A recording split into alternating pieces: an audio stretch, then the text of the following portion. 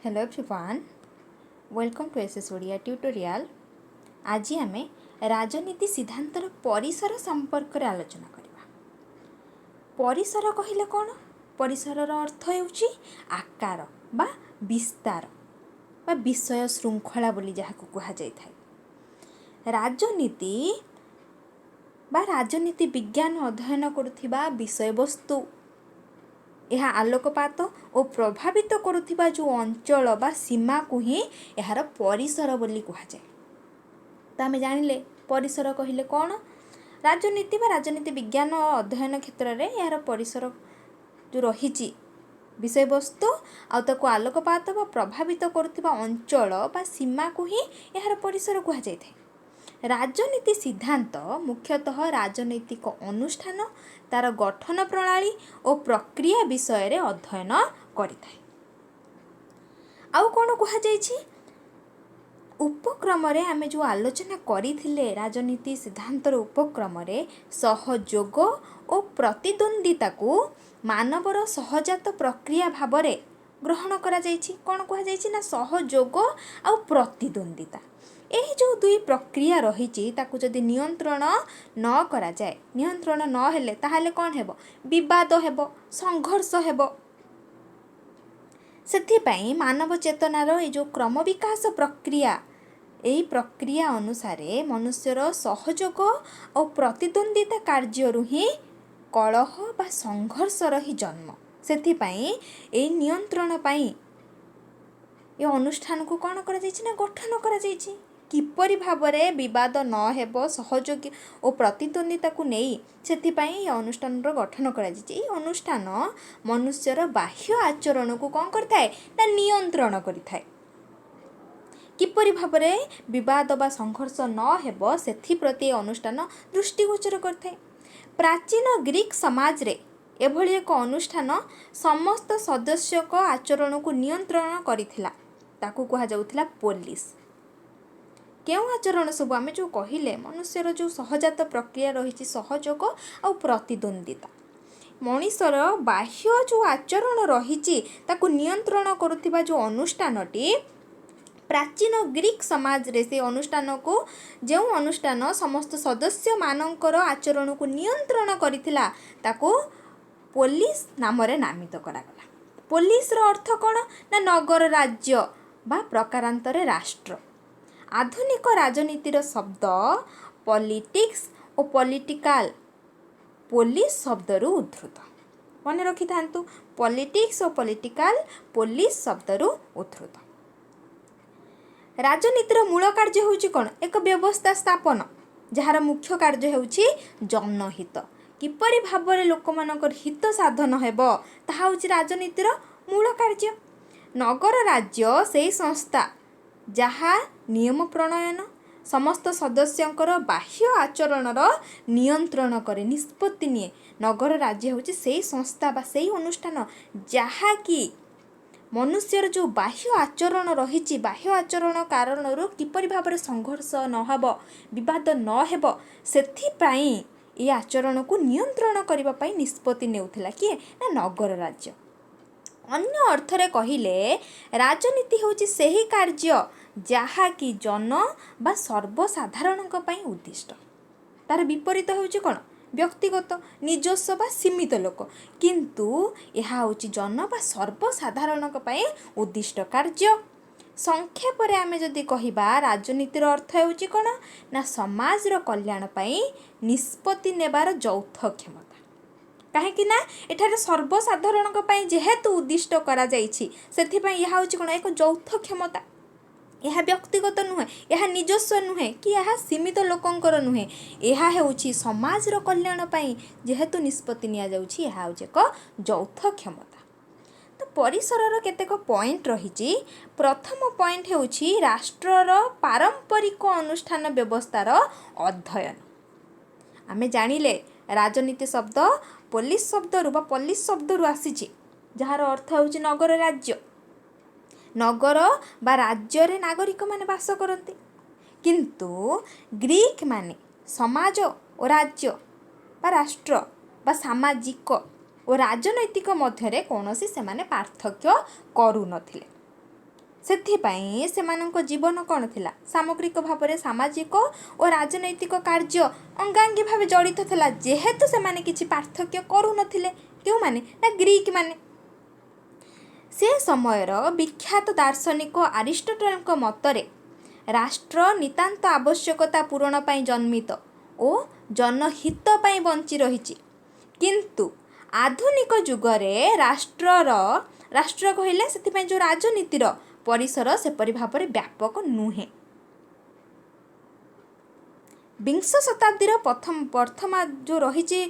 ପ୍ରଥମାର୍ଦ୍ଧ ପର୍ଯ୍ୟନ୍ତ ରାଷ୍ଟ୍ର ସରକାର ବା ରାଷ୍ଟ୍ର ବ୍ୟକ୍ତି ସମ୍ପର୍କ ରାଜନୀତି ସିଦ୍ଧାନ୍ତର ଉପାଦାନ ଥିଲା। ତାହା ପରବର୍ତ୍ତୀ ସମୟରେ ଜନମଙ୍ଗଳ ରାଷ୍ଟ୍ରର ଆଗମନ ହେତୁ ରାଷ୍ଟ୍ର ଓ ରାଜନୀତିର ପରିସର ଏଠାରେ ବୃଦ୍ଧି ପାଇଛି। ରାଜନୀତି ବିଜ୍ଞାନର ପରିସର ସ୍ଥିର ନୁହେଁ, ଏହା ହେଉଛି କ'ଣ? ନା ପରିବର୍ତ୍ତନଶୀଳ। ସେଥିପାଇଁ ପରବର୍ତ୍ତୀ ସମୟରେ କ'ଣ ହେଇଛି? ଜନମଙ୍ଗଳ ପାଇଁ ରାଷ୍ଟ୍ରର ଆଗମନ ହେତୁ ରାଷ୍ଟ୍ରର ରାଜନୀତିର ପରିସର ବୃଦ୍ଧି ପାଇଛି। ଏ କଥାଟି ମନେ ରଖନ୍ତୁ, ରାଜନୀତି ବିଜ୍ଞାନର ପରିସର ସ୍ଥିର ନୁହେଁ, ଏହା ହେଉଛି ପରିବର୍ତ୍ତନଶୀଳ। ରାଜନୀତି ମାନେ କ୍ଷମତାର ଗଠନ ଓ ଭାଗହାର, ଏକଥା ଲାସୱେଲ୍ ଓ କାପ୍ଲାନ୍ କହିଛନ୍ତି। ଡେଭିଡ୍ ଇଷ୍ଟନଙ୍କ ମତରେ ମାନ୍ୟତାର ନିର୍ଭରଯୋଗ୍ୟ ଯଥାର୍ଥ ସ୍ଥାନ ନିରୂପଣ ହେଉଛି ରାଜନୀତିର ମୁଖ୍ୟ କାର୍ଯ୍ୟ। ଡେଭିଡ୍ ଇଷ୍ଟନ କ'ଣ ମତ ଦେଲେ? ନା ମାନ୍ୟତାର ନିର୍ଭରଯୋଗ୍ୟ ଯଥାର୍ଥ ସ୍ଥାନ ନିରୂପଣ ହେଉଛି ରାଜନୀତିର ମୁଖ୍ୟ କାର୍ଯ୍ୟ। ବିଂଶ ଶତାବ୍ଦୀର 60 ଦଶକରେ ନାରୀବାଦ ଆନ୍ଦୋଳନ ସକ୍ରିୟ ହୋଇଥିଲା। ଇଏ ମଧ୍ୟ ସର୍ଟ କୋଶ୍ଚିନ୍ ଆସିପାରେ। ନାରୀବାଦ ଆନ୍ଦୋଳନ କେବେ ସକ୍ରିୟ ହୋଇଥିଲା? ନା ବିଂଶ ଶତାବ୍ଦୀର 60 ଦଶକରେ। ସେମାନେ ରାଜନୀତିର ସଂଜ୍ଞାକୁ ଆହୁରି ଭାବରେ ଏ ନାରୀବାଦୀମାନେ ବ୍ୟାପକ କରିଦେଲେ। ସେମାନେ ଘୋଷଣା କଲେ କ'ଣ? ନା ପର୍ସନାଲ ଇଜ୍ ପଲିଟିକାଲ, ଯାହାର ଅର୍ଥ ହେଉଛି ମନୁଷ୍ୟର ଅତି ନିଜସ୍ୱ ପର୍ସନାଲ ଅନ୍ତରଙ୍ଗ ସମ୍ପର୍କ ମଧ୍ୟ ରାଜନୀତି ପ୍ରଣୋଦିତ। ସଂକ୍ଷେପରେ କହିଲେ ରାଷ୍ଟ୍ରର ଉତ୍ପତ୍ତି, ତା'ର କାର୍ଯ୍ୟ, ରାଷ୍ଟ୍ର ବ୍ୟକ୍ତିର ସମ୍ପର୍କ, ବ୍ୟକ୍ତି ବ୍ୟକ୍ତି ମଧ୍ୟରେ ସମ୍ପର୍କ, ଏ ସମସ୍ତ ଯାହାକି ରାଜନୀତି ସିଦ୍ଧାନ୍ତର ପାଠ୍ୟର ବିଷୟବସ୍ତୁ। ଏକଥା କେଉଁମାନେ କହିଲେ? ନାରୀବାଦୀ ଆନ୍ଦୋଳନ ଯେଉଁମାନେ କରୁଥିଲେ, ନାରୀବାଦୀମାନେ, ସେମାନେ କହିଲେ ପର୍ସନାଲ ଇଜ୍ ପଲିଟିକାଲ। ସଂଜ୍ଞାର ଏଇ ଯେଉଁ ସଂଜ୍ଞା ରହିଛି, ସମୟ ଓ ପ୍ରାସଙ୍ଗିକତା ଯାହା ହେଉନା କାହିଁକି, ରାଷ୍ଟ୍ର ଆଉ ସରକାର ରାଜନୀତି ସିଦ୍ଧାନ୍ତର ମୂଳ ବିଷୟ। ରାଜନୀତି ସିଦ୍ଧାନ୍ତର ମୂଳ ବିଷୟ କ'ଣ? ନା ରାଷ୍ଟ୍ର ଆଉ ସରକାର। ତ ରାଷ୍ଟ୍ର କ'ଣ? ସରକାର କାହାକୁ କୁହାଯାଏ? ସରକାର କ'ଣ ସବୁ ଅଙ୍ଗ ରହିଛି? ବ୍ୟକ୍ତିକୁ ନିୟନ୍ତ୍ରଣ କରିବା ପାଇଁ କ୍ଷମତା ସରକାର କେଉଁଠାରୁ ପାଇଥାନ୍ତି? ବ୍ୟକ୍ତି କାହିଁକି ରାଷ୍ଟ୍ର ଆଦେଶ ପାଳନ କରିବାକୁ ବାଧ୍ୟ? ଏସବୁ ପ୍ରଶ୍ନ ଗୁଡ଼ିକ ବିଭିନ୍ନ ଯୁଗରେ ଅଙ୍କୁରିତ ହୋଇଥିଲା। ପ୍ରାଚୀନ ଗ୍ରୀସରେ ପ୍ଲାଟୋ ଆଉ ଆରିଷ୍ଟଟଲଙ୍କ ଠାରୁ ଆରମ୍ଭ କରି ବର୍ତ୍ତମାନ ଯୁଗର ଜନ୍ ରଲ୍ସଙ୍କ ପର୍ଯ୍ୟନ୍ତ ଦାର୍ଶନିକ ଓ ସମାଜର ଯେଉଁ ଚିନ୍ତାନାୟକମାନେ ରହିଛନ୍ତି, ସେମାନେ ଏଇ ଯେଉଁ ପ୍ରଶ୍ନ ଗୁଡ଼ିକର ଉତ୍ତର ଦେଇଛନ୍ତି। ଏଇ ଯେଉଁ ପ୍ରଶ୍ନ ଉଠୁଛି, ଏ ପ୍ରଶ୍ନ ଗୁଡ଼ିକର ସେମାନେ ଉତ୍ତର ଦେଇଛନ୍ତି। ଆରିଷ୍ଟଟଲ ରାଜନୀତିକୁ ଶ୍ରେଷ୍ଠ ବିଜ୍ଞାନ ଭାବରେ ଆଖ୍ୟା ଦେଇଛନ୍ତି। ଇଏ ମଧ୍ୟ ପ୍ରଶ୍ନ ଆସିପାରେ, ରାଜନୀତିକୁ ଶ୍ରେଷ୍ଠ ବିଜ୍ଞାନ ଭାବରେ କିଏ ଆଖ୍ୟା ଦେଇଛନ୍ତି? ନା ସଠିକ୍ ଉତ୍ତର ହେବ ଆରିଷ୍ଟଟଲ। ଇଏ ହେଉଛି ପ୍ରଥମ ପଏଣ୍ଟ। 2 ନମ୍ବର ପଏଣ୍ଟ ହେଉଛି ରାଜନୀତି ସିଦ୍ଧାନ୍ତ ରାଷ୍ଟ୍ରର ବିଭିନ୍ନ ସଂସ୍ଥା ବିଷୟରେ ଅଧ୍ୟୟନ କରେ। କ'ଣ କରିଥାଏ? ନା ରାଷ୍ଟ୍ରର ଯେଉଁ ବିଭିନ୍ନ ଅନୁଷ୍ଠାନ ରହିଛି, କେଉଁ ଅନୁଷ୍ଠାନ? ବ୍ୟବସ୍ଥାପିକା, କାର୍ଯ୍ୟପାଳିକା, ନ୍ୟାୟପାଳିକା, ଏଇ ଯେଉଁ ଅନୁଷ୍ଠାନ ଗୁଡ଼ିକ, ତାର ବିଷୟରେ ସେ ଅଧ୍ୟୟନ କରିଥାଏ। କିଏ? ନା ରାଜନୀତି ସିଦ୍ଧାନ୍ତ। ବିସ୍ତାରିତ ଅର୍ଥରେ ରାଷ୍ଟ୍ରର ଏଇ ଯେଉଁ ଅଙ୍ଗ ଗୁଡ଼ିକ, ରାଜା, ରାଣୀ, ରାଷ୍ଟ୍ରପତି, ପ୍ରଧାନମନ୍ତ୍ରୀ, ଦେଶରକ୍ଷା ବାହିନୀ, ଏସବୁ ଗୁଡ଼ିକୁ ବୁଝାଇଥାଏ। ରାଜନୀତି ସିଦ୍ଧାନ୍ତ କେବଳ ରାଷ୍ଟ୍ର ବିଷୟରେ ସୀମିତ ନ ହୋଇ ସରକାର ଆଉ ତାର ଯେଉଁ ବିଭିନ୍ନ ଅଙ୍ଗର ଗଠନ ପ୍ରଣାଳୀ, ସେମାନଙ୍କର କାର୍ଯ୍ୟକୁ ମଧ୍ୟ ଅଧ୍ୟୟନ କରିଥାଏ। ରାଜନୀତି ସିଦ୍ଧାନ୍ତ ଆମେ ଯଦି କହିବା କେବଳ ରାଷ୍ଟ୍ର ବିଷୟରେ ହିଁ ଅଧ୍ୟୟନ କରେ, ଏକଥା ନୁହେଁ। ସେ ରାଷ୍ଟ୍ର ବିଷୟରେ ଅଧ୍ୟୟନ କରିବା ସହିତ ସରକାର ଆଉ ଯେଉଁ ତାର ବିଭିନ୍ନ ଅଙ୍ଗ ରହିଛି, ତାର ଗଠନ ପ୍ରଣାଳୀ, ସେମାନଙ୍କର କାର୍ଯ୍ୟର ଅଧ୍ୟୟନ ମଧ୍ୟ କରିଥାଏ। ତାହେଲେ ରାଷ୍ଟ୍ର କ'ଣ? ଏହି ପ୍ରଶ୍ନର ଉତ୍ତର ନାହିଁ କି ବିଭିନ୍ନ ଉତ୍ତର ମଧ୍ୟରେ ସହମତି ମଧ୍ୟ ନାହିଁ। ଏହାର କାରଣ କ'ଣ? ନା ବିଭିନ୍ନ ପ୍ରକାରର ରାଷ୍ଟ୍ର ଅଛି, ଯେଉଁଗୁଡ଼ିକ ପରସ୍ପରଠାରୁ ଭିନ୍ନ। ବିଭିନ୍ନ କ୍ଷମତା ବିନ୍ୟାସର ରାଷ୍ଟ୍ର ମଧ୍ୟ ରହିଛି। ବିନ୍ୟାସର ଭିନ୍ନତା ସତ୍ତ୍ୱେ ରାଷ୍ଟ୍ର ଅବିଭାଜ୍ୟ ବୃହତ୍ ବସ୍ତୁ ମଧ୍ୟ ନୁହେଁ। ରାଷ୍ଟ୍ର ଓ ସରକାର କେବେ ହେଲେ ସମାନ ନୁହନ୍ତି। କାହିଁକି ନା ବିଭିନ୍ନ ଉପାଦାନରେ ଗଢ଼ା ରାଷ୍ଟ୍ର ଏକ ଜଟିଳ ସମଷ୍ଟି, ଯାହା ମଧ୍ୟରୁ ସରକାର ହେଉଛି ଗୋଟିଏ ଉପାଦାନ। ସେଥିପାଇଁ ରାଷ୍ଟ୍ର ଆଉ ସରକାର କ'ଣ ସମାନ ନୁହନ୍ତି। ପାଶ୍ଚାତ୍ୟ ଢାଞ୍ଚାର ଉଦାରବାଦୀ ଗଣତାନ୍ତ୍ରିକ ରାଷ୍ଟ୍ରରେ ଯେଉଁମାନେ କି ସରକାର ଗଠନ କରନ୍ତି ସେମାନେ ରାଷ୍ଟ୍ରର କ୍ଷମତାକୁ ନିୟନ୍ତ୍ରଣ କରିଥାନ୍ତି। ମନେ ରଖନ୍ତୁ ଏ କଥା। ତାପରେ 3 ନମ୍ବର ପଏଣ୍ଟ ହେଉଛି କ'ଣ? ରାଷ୍ଟ୍ର ଓ ସମାଜର ସମ୍ପର୍କର ଅଧ୍ୟୟନ ବା କ୍ଷମତା ସମୀକରଣ। ରାଜନୀତିର ମୂଳ ବିଷୟ ହେଉଛି କ'ଣ? ରାଷ୍ଟ୍ର। ବର୍ତ୍ତମାନ ଆମେ ଆଲୋଚନା କଲେ ଯେ ରାଜନୀତିର ମୂଳ ହେଉଛି ରାଷ୍ଟ୍ର। କିନ୍ତୁ ବୃହତ୍ତର ସମାଜରେ ଏଇ ଯେଉଁ ଘଟୁଥିବା ଘଟଣାବଳୀ ଠାରୁ ଏହା କେବେ ହେଲେ ଦୂରେଇ ରହିପାରିବ ନାହିଁ। ସାମାଜିକ ଶ୍ରେଣୀ ଓ ତା'ର ସମ୍ପର୍କର ବିନ୍ୟାସ କିପରି ଭାବରେ ରାଷ୍ଟ୍ରର କ୍ଷମତା ବିତରଣକୁ ପ୍ରଭାବ ପକାଏ, ଏହା ହେଉଛି ରାଜନୀତି ସିଦ୍ଧାନ୍ତର ବିଶେଷ ଅଧ୍ୟୟନ। ରାଷ୍ଟ୍ର ବଳ ବା କ୍ଷମତା ପ୍ରୟୋଗ ଉପରେ ସବୁବେଳ ପାଇଁ ପର୍ଯ୍ୟବେସିତ। କିନ୍ତୁ ରାଷ୍ଟ୍ର କେବଳ ବଳ ପ୍ରୟୋଗ ମାଧ୍ୟମରେ କାର୍ଯ୍ୟ ହାସଲ କରିନଥାଏ। କାରଣ କ'ଣ? ନା ରାଷ୍ଟ୍ରର କ୍ଷମତା ଆଇନର ସମ୍ମତି ହାସଲ କରିଥାଏ। ସେ କେବେ ହେଲେ ବଳ ପ୍ରୟୋଗ ମାଧ୍ୟମରେ ରାଷ୍ଟ୍ର କାର୍ଯ୍ୟର ହାସଲ କରେ ନାହିଁ। ଏଠି ଗୋଟେ ଉଦାହରଣ ଦିଆଯାଇଛି। ଯଦି ଜଣେ ଅଧ୍ୟାପକ ତାଙ୍କର ବଳିଷ୍ଠ ଯୁକ୍ତି ଓ ଗଭୀର ଜ୍ଞାନ ଦ୍ୱାରା ଛାତ୍ରମାନଙ୍କ ଧାରଣାକୁ ସ୍ୱଧାରଣା ଅନୁବର୍ତ୍ତୀ କରାନ୍ତି, ତାହେଲେ କ୍ଷମତାର ଉପଯୋଗ କରାଗଲା। କିନ୍ତୁ ଏହି ଉଦାହରଣରେ ଅଧ୍ୟାପକ ଛାତ୍ରଙ୍କ ଇଚ୍ଛା ବିରୁଦ୍ଧରେ ବା ବଳ ପ୍ରୟୋଗ ଦ୍ୱାରା ଯଦି କ୍ଷମତା ବ୍ୟବହାର କରନ୍ତି ନାହିଁ,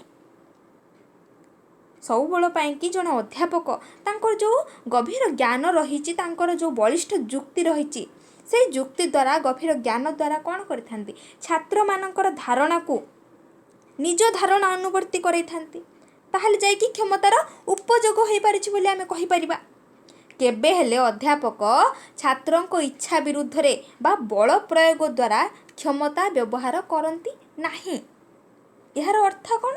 ନା ସମସ୍ତ କ୍ଷମତାଧାରୀ ତାଙ୍କର ଯେଉଁ ଅଧୀନ ବ୍ୟକ୍ତିଙ୍କୁ, ଅଧୀନ ବ୍ୟକ୍ତି କହିଲେ କ'ଣ? ଆମେ ଉଦାହରଣ ଦେଖିଲେ ଅଧୀନ ବ୍ୟକ୍ତି ହେଉଛି ଛାତ୍ର। ତାଙ୍କୁ ଧାରଣା ଦିଅନ୍ତି ଯେ ତାଙ୍କ କ୍ଷମତା ଯଥାର୍ଥ ବା ନ୍ୟାୟସଙ୍ଗତ। ଏଇଭଳି ଯେଉଁ ଯଥାର୍ଥ ପ୍ରତିପାଦନ ଚେଷ୍ଟା ଅନ୍ୟମାନଙ୍କ ଠାରୁ ସମ୍ମତି ପାଇବାର ପ୍ରକ୍ରିୟା, ଏହାକୁ କ'ଣ କୁହାଯାଇଥାଏ?